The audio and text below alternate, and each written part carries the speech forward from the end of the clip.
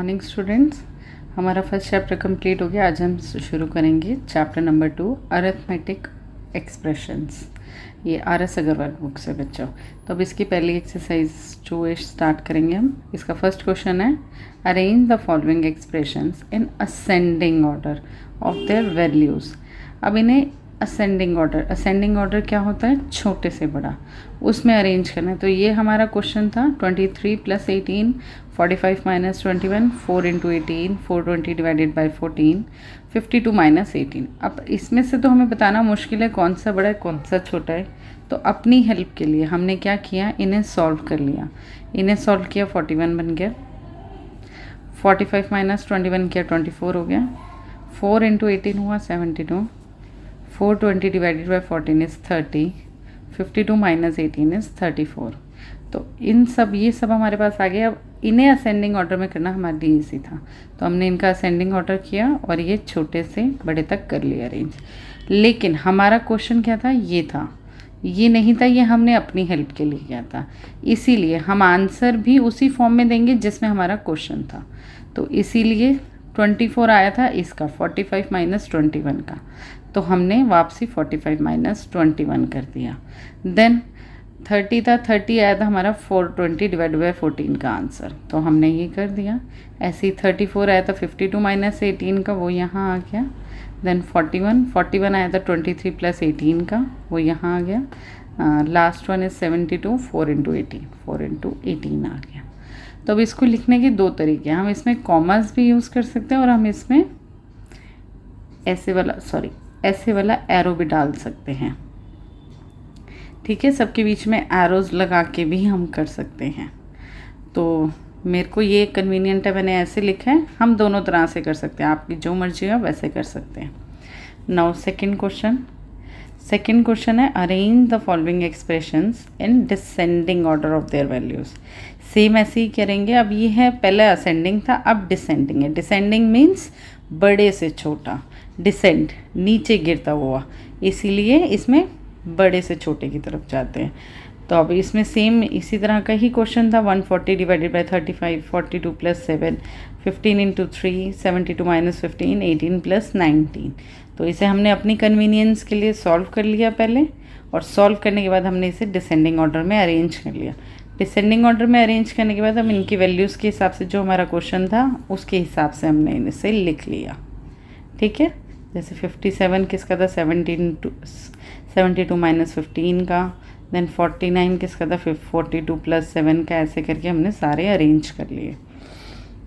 तो now third question आ जाता है, compare the following expressions and use the symbols these. अब इसमें क्या करना है? कंपेयरिंग करनी है और सिंबल्स लगाने हैं। सिंबल लगाने हैं, तो इसमें हमने सबसे पहले देखा क्या था? 18 + 24, 72 - 24।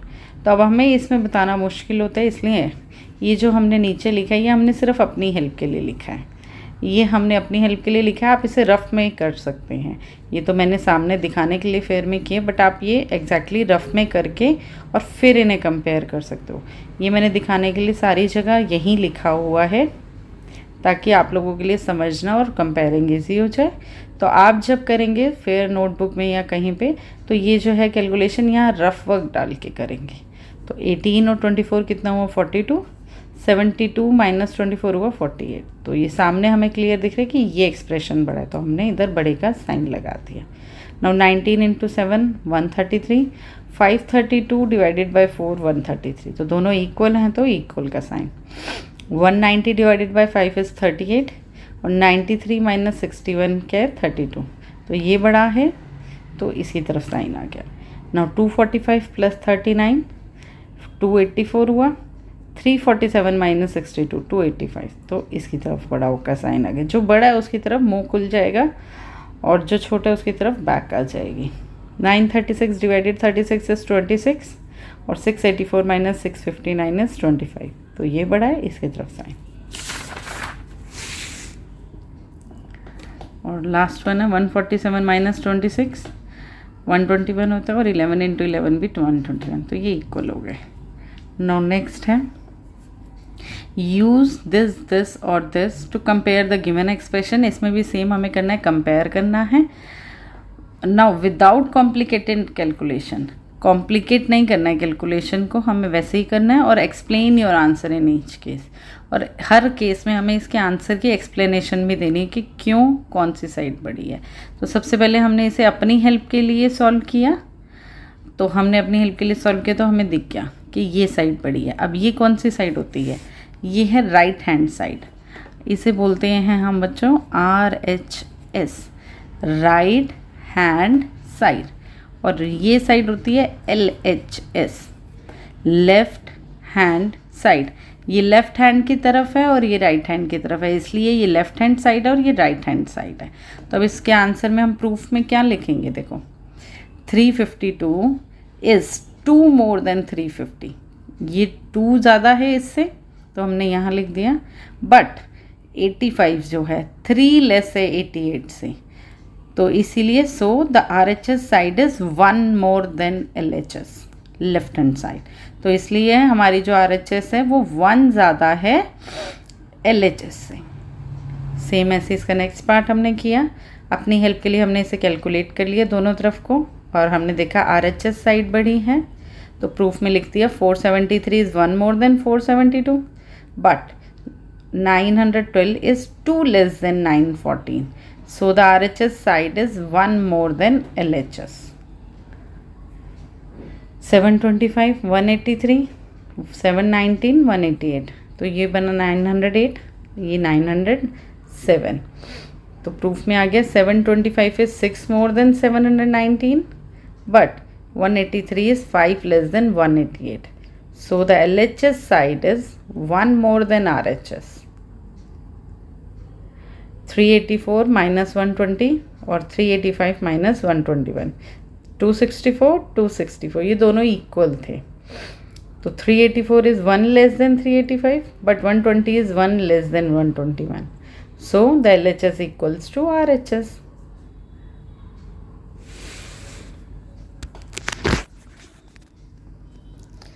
(638 minus 273) 365 हुआ, 635 minus 271 is 364. तो 638 is 3 more than 635, but 273 is 2 more than 271. So the LHS is 1 more than RHS. तो 313 minus 87, 314 minus 86, ये 226 हुआ, ये 228 हुआ। तो प्रूफ है 313 is 1 less than 314, but 87 is 1 more than 86. So the right hand side is 2 more than left hand side. अब now question number 5th है, fill in the blanks to make the expression equal on both side of equal sign.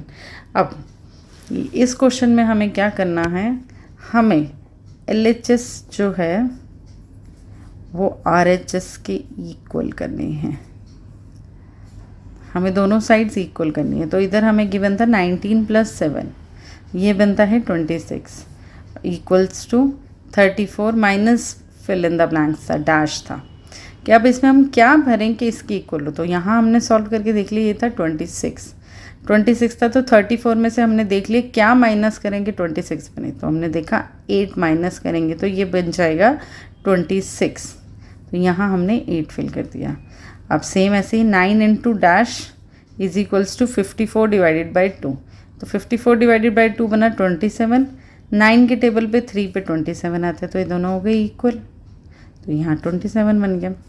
अब 7 into 8 होता है 56, अब यहाँ dash plus 48 में क्या plus करेंगे 56 बने, तो 8 प्लस हो गया।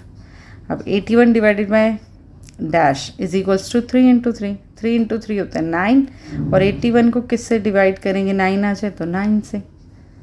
नाउ डैश माइनस 13 और 18 डिवाइडेड बाई 3, 18 डिवाइडेड बाई 3 होता है 6, और 13 में को किस में से माइनस करें कि 6 आंसर आ जाए, तो 6 बड़ा कर दिए इधर तो 19 हो गया। 19 माइनस 13 इज 6, और 18 डिवाइडेड बाई 3 इज 6, तो 5 into dash is equals to 8 + 22, 8 + 22 होते हैं 30, तो 5 को किससे मल्टीप्लाई करें कि 30 बन जाए, तो वो 6 होता है। तो ये होती है ऐसे हमारी बच्चों 2A exercise finish. Thank you.